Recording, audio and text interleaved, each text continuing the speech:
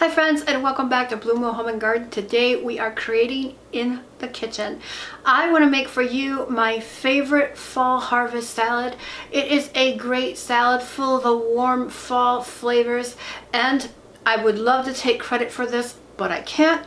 This salad came to me from Inspired by Charm, and Michael Worm is a lifestyle blogger, and this is his recipe.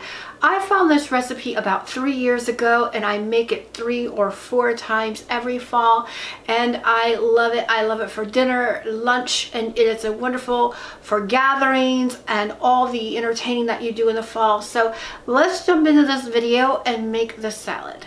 Let's get started with our ingredients. We need 2 medium sweet potatoes, 1 tablespoon olive oil, 1 pound of multicolored or other pasta.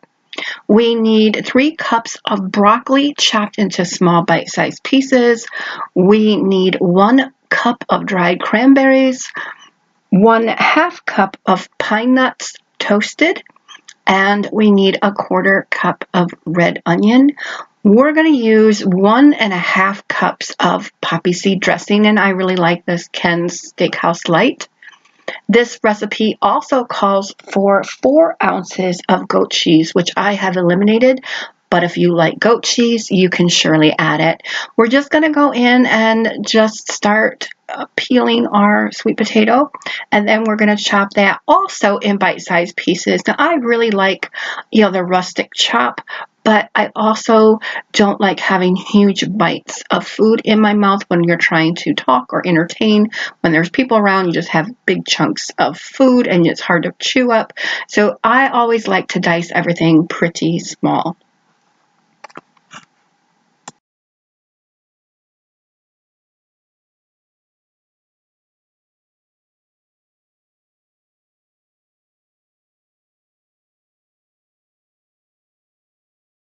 Our sweet potato is finely chopped. We're going to place it in the oven for 400 degrees for about 25 to 27 minutes and let that roast. We're also going to drizzle it now with some olive oil, and we're going to go ahead and season it at this point with salt and pepper. And if you're watching your sodium intake, you can use less salt or eliminate it altogether.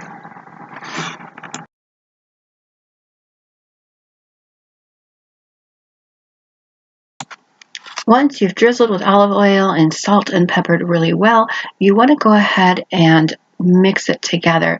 I just use my hands. It's the best way to make sure that everything is coated and all the seasoning is on, and it's just going to help it caramelize better in the oven. Now we're going to move on to starting our water for our pasta. And once we get the water on, we're going to go back to preparing the rest of our veggies. Now, we talked about in the beginning that the broccoli needs to be very small, and you can either save this piece for soup. I'm going to feed it to the chickens. They just love treats like that. But I agree. I cut off all the stems, and when it comes to the florets, I separate them and make sure that they're really small so that when you're eating them, you're not having big bunches of food. It's just really awkward and inconvenient when you have big blobs of food and you're trying to eat it, especially if you're going to be having this dish at a gathering. Once the broccoli is all chopped, I'm going to go ahead and get started with the onion. Just need 1/4 cup of this, so I'm going to go ahead and chop that up. Now, you can use regular onion if you don't like it. I just love the color and the sweeter taste of the red onion. I use red onion for everything. So go ahead and chop your onion, and then we're going to move on to the next item to prepare, and that is going to be getting the pine nuts ready to toast. Now, if you've never toasted pine nuts before, it's really, really simple. We're just going to go ahead and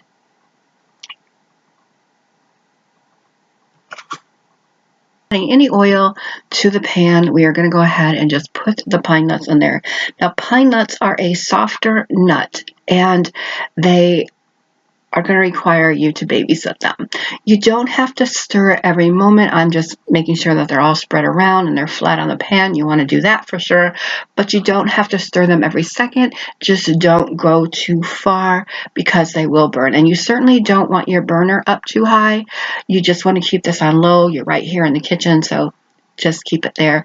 Now our water is boiling, ready for our pasta, and I want to know, how do you flavor your pasta? Because pasta by itself can be pretty bland, and I know a lot of people salt their pasta at this point. I also put in olive oil because it could stick or clump together. Let me know in the comments below just how you flavor your pasta at this point. Do you salt it? Do you add a clove of garlic? Do you add oil? What kind of oil do you use to keep it from clumping together? What big secrets do you have for cooking pasta? And in a moment, we're going to talk about all the different options for the pasta in this dish. But right now, I want to remind you that we are cooking this pasta al dente. We don't want it super soft and mushy.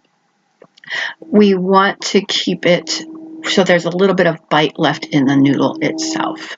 So we're going to go back to our pine, and they're pretty well toasted, and they're ready. And I see they're just a nice brown. So let's put our pasta in our dish, and putting the ingredients together when it's warm is a great idea because that pasta is warm and it helps absorb those flavors better. And then we're going to go ahead in our onion, and follow me over on Instagram because I want to know how you did your pasta, because we'll talk about the pasta now. So you could totally do spaghetti squash for your pasta. You could do zoodles for your pasta, zucchini into zoodles. You could do cauliflower as a option if you're doing the keto diet or just gluten-free. You could do that as well. Now I did add a little bit of sauce in here to start mixing. Our potatoes are done roasting, and aren't they gorgeous?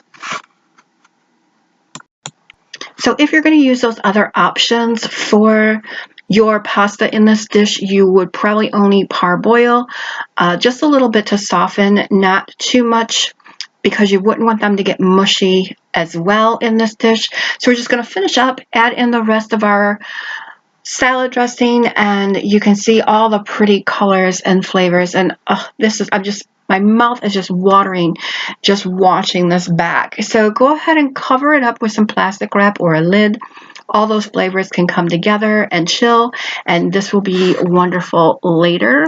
If you want to, because I can never wait that long to savor this wonderful fall harvest pasta salad.